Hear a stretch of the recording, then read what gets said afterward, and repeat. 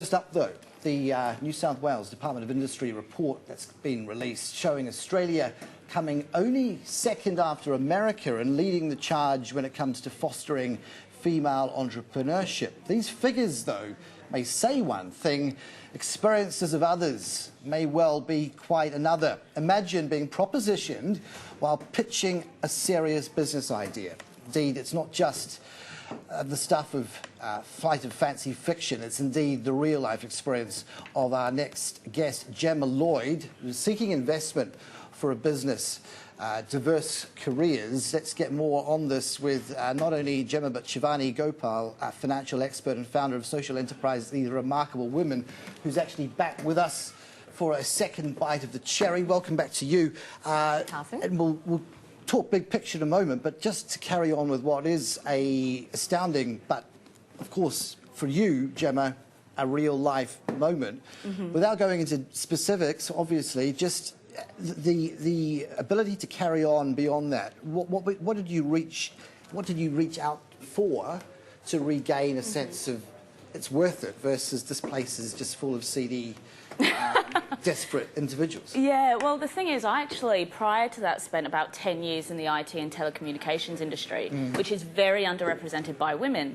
So I had had that experience many times before pitching. I had it in the workplace as well. So I very much knew how to handle myself and not to take it to heart. Although, what would you say would be different about that specific experience in terms of, is it off to left field, so there's less engagement, it's kind of more fringe community versus the mainstream one that you said you'd had the experience with? How developed was it? Or were these people basically laws unto themselves as they built out these businesses and had more autonomy?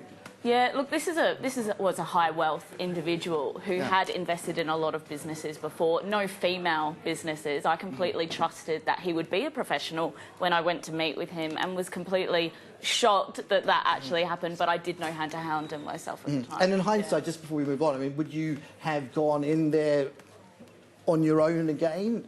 Would that? I wouldn't go in there at all. Well, no, but imagining that perhaps you know you beat accompanied by someone else as well, like 2-on-1 versus that sort of more uncomfortable, more susceptible dynamic. So it's a really good question, but to be honest, I would be happily to go in there on my own and figure out that that person's like that before getting into business with them and then realising down the track that they're this way. Yeah. Shivani, how does this play out? In terms of what we are seeing. Moves to address this bigger picture. We have the authorities in a legal sense. You have the watchdogs who will do black letter law assessments. You sold your shares outside or inside of a blackout period. We know this, okay? This is not black letter law stuff. This is sort of grey area. It actually is, and I'm so glad you said that, Carson, because we have legal equality, and that's exactly what you're talking about. You were saying there are laws around this. You cannot treat women this way. There is sexual harassment laws, there are discrimination laws, and that's what's occurring. What we're talking about are the norms that people don't address, and that is that we don't have social equality. Otherwise, why else is it that so many women, like Gemma, struggle to get the credibility that they need and then the funding that they need, and also find that they can partner with great people who can say, you know what, I believe in your business, I'm going to hold your hand, or I'm going to back you, and we're going to do this together. Why is it a male-led thing? Well, that raises, and is it gender dependent? It raises the idea of mentors more broadly, does it not? To somehow foster the sense of self-belief, to advocate and to do whatever else they have the ability to tap into as part of their network. For you, Gemma, what was the kind of bigger picture there, settings and foundation you had to call on? So, sorry, I just want to clarify your question. The importance of the mentor to basically preempt and clear the way in a, to your point, in I suppose a reassuring sense. I'm not going to put you in front of someone I know to be, a douche or whatever. I'm going to actually, I wish I had had that. I really wish I had had that. And it wasn't until later on that we actually established an advisory board where we had C-level executives from the likes of Qantas and CBA and things like that, who helped guide us past that point. But until then, we were going out approaching these people on our own. So didn't know they were a douche, like you said. Yeah, well, I mean, to coin the vernacular. Shivani, you know, outside the big institutions, though, so the CBAs of this world, fair enough. Yeah. They've got their echelons of management and you know, the headed divisions are well understood, the silos, etc., etc. How problematic is it counterintuitively when it's smaller that you perhaps lose sight of in organisations the need to flag you're being ahead of the curve on these issues? Because, I mean, it's even important at a small scale level for business rather than a big institution. Absolutely it is. Yeah. And when it comes to flagging it, the reason why the big companies are doing it so well is because it's all about accountability. So when we talk about CBA actually invented these really now really popular lines that is, what gets measured gets done. And so I'm sure you've heard that a lot on the show as well.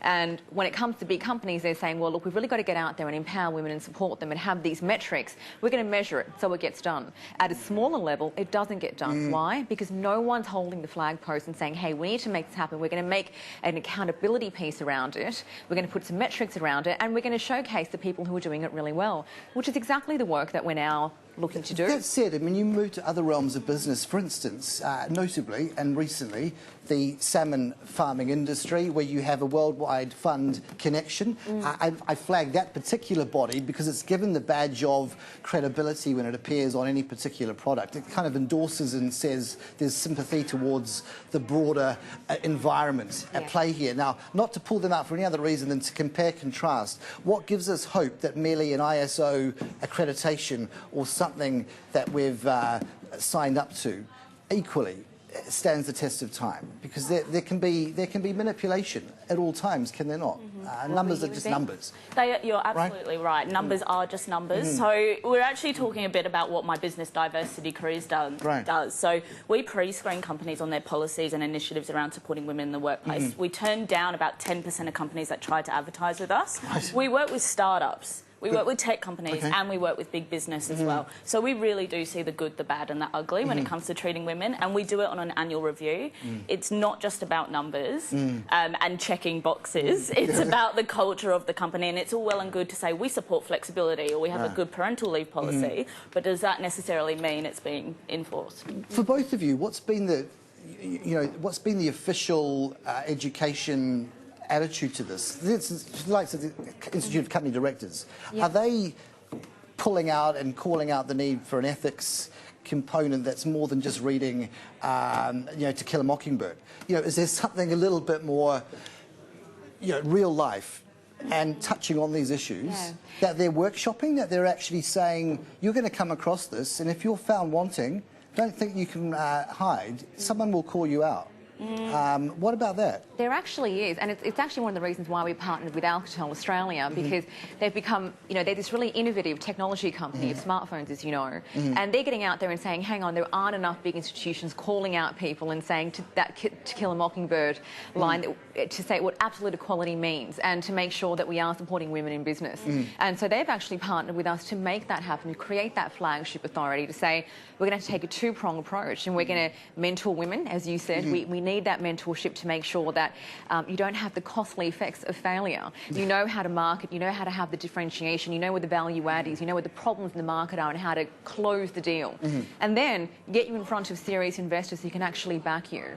So that is what is being created now. And as you said, will it happen? Will it stand the test of time? We hope so, because what we're building is to make sure the culture meets with the metrics of accountability to change empowerment for women tomorrow. A final thought on this, Gemma, if you wanted to scale this, and the talk of culture can mean one thing in the West and another in the East. And half the problem is often, the parachuting of executives into a foreign jurisdiction in every sense of the word, not least of all culture, and expecting them to basically read the signs and signals. Can you scale it into other markets with ease, or are you going to have to really go back to the cultural foundations underpinning those markets and really do some 101 sleuthing? Yeah, so it's funny you say that. So we've been around for 2 years now. We are actually scaling to other markets, and we're evaluating UK and Singapore and the US, for instance.